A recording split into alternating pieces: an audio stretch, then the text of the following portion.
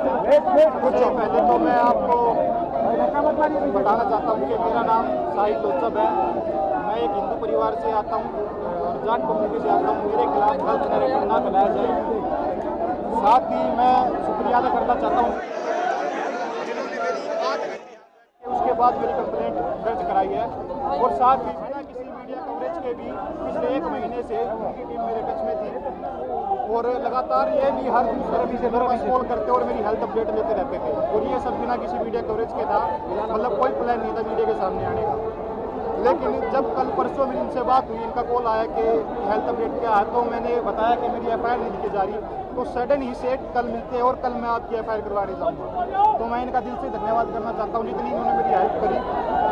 और मैं साथ ही भारत की जनता का धन्यवाद करना चाहता हूँ। जब मैं बेड पे था उन्होंने मेरे लिए दुआई करी कि मैं आज उनके सामने 200 पैलेट्स होने के बाद भी मेरे शरीर में मैं उनके सामने सीधा खड़ा हूँ। और उनकी दुआ के साथ मैं ये भी कहना चाहता हूँ कि मेरी आँख ही बहुत जल्द आ जाए। मैं भगवान से ऐसी प्रार्थना करूँगा और उनकी दुआ बहुत काम आएगी। साहिल, जीत किसकी हुई? आप क्या मानते हैं? जीत आपके संघर्ष? जीत न्याय की हुई है। ये एफआईआर न्याय की तरफ एक और कदम है मेरा, जो पहला कदम है। पर मेरे को खुशी से ज़्यादा दुख भी है कि एलओपी के होने के बावजूद भी 8 घंटे लग गए कंप्लेंट दिखाने में, जबकि मैं खुद गवाह खड़ा हूँ। मेरे शरीर में 200 ज़्यादा छर रहे, उसके बाद भी मेरी एफआईआर को 8 घंटे में लिया गया। और शायद ये ली भी ना जाती अगर एलओपी मेरा साथ न देते तो। 14 अगस्त से मैं एफआईआर के लिए घूम रहा हूँ ठीक होने के बावजूद भी, लेकिन 7 से 8 दिन के बाद मेरी एफआईआर ली गई।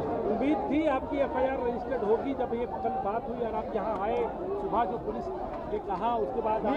मेरे को विश्वास था जी एलओपी आगे तो कंप्लेंट तो होनी है। ये विश्वास भारत के हर छात्र को मैं यही कहना चाहता हूँ कि आपको विश्वास रखना, आपकी आवाज़ को कोई नहीं दबा सकता जब तक ऐसे जननायक भारत में है। तो मैं साथ ही एम्स के डॉक्टर्स का भी धन्यवाद करता हूं जिन्होंने मेरी बहुत हेल्प करी। अपने जब मैं उनके पास जाता तो मैं आपके साथ अपना पर्सनल जो एक्सपीरियंस शेयर भी करता हूँ कि जब भी मैं उनके पास जाता तो वो कहते कि we are proud of you, जिससे सुन के मेरा हौसला और बढ़ता। तो मैं उनका भी धन्यवाद करता हूँ। आप कुछ कहेंगे? लंबा इंतजार। मैं सर का धन्यवाद करना चाहूँगी जो इन्होंने हमारी इतनी मदद करी। हमें 8 घंटे से यहाँ बिठा रखा। ये नहीं होते तो हम आपको तो भगा ही देते। ये गई थी हमारे साथ, जब भगा दिया था इन्होंने करा। 14 तारीख से घूम रहे हैं हम। 14 तारीख को हमारे को 4 थानों में हटाया, फिर क्राइम ब्रांच में भेजा। ये हमारे साथ थे जब भी हमारी एफआईआर नहीं लिखी गई थी। आज ये आए हैं तो thank you very much everybody. आप समझा पाएंगे कि आपको 7 देखिए तो जैसे अभी कहा शुरुआत हुई है, ये न्याय का पहला कदम है। केस लॉन्च हुआ है। देखिए कितने दिन हो गए टोटल जब से आपको ये गोली लगी? 20 जुलाई को। आज 1 महीना हो गया। 1 महीना हो गया। छर्रे शरीर में है, 3 छर्रे आंख में है।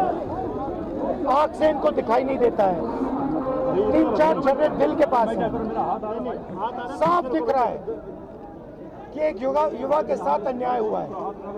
और तब भी आज सुबह 11-11:30 बजे हम यहाँ आए। 1 महीने से ये घूम रहे हैं। 11:30 बजे आए, अभी 6:30 बज गए हैं। पौने 7 हो गए तब जाके एफआईआर फाइल की। अब आप इमेजिन कीजिए इस देश में कितने महिलाओं का बलात्कार होता है, रेप होता है, कितने बच्चों को मारा जाता है, कितने लोगों को गोली मारी जाती है, कितने लोगों के शरीर में छर्रे होते हैं। ये न्यू दिल्ली, बिल्कुल दिल्ली के बीच में पुलिस स्टेशन है। यहाँ पे न्याय नहीं मिल रहा है। अब इमेजिन कीजिए गांव के किसी पुलिस स्टेशन में या छोटे से शहर के किसी पुलिस स्टेशन में क्या होता है। हमने यहाँ पे कोई गलत काम नहीं किया है। हमने सिर्फ एक हिंदुस्तान के नागरिक के लिए, उसकी माँ के लिए, उसके पिता के लिए न्याय मांगा है और उसके लिए 8 घंटे लग गए। और फाइनल, बड़ी इंटरेस्टिंग बात, फाइनल परमिशन फाइनल होके होम सेक्रेटरी और अमित शाह जी को देना पड़ा, तब इन्होंने जाके फाइनल एफआईआर दिया है। तो आप समझ जाइए एफआईआर रोक कौन रहा था। ये बेचारे जो पुलिस वाले हैं ये चाहते थे एफआईआर करना, वो वाले भी चाहते थे एफआईआर करना, बट ऊपर से न्याय की ब्रेक लगी हुई है। धन्यवाद। आपके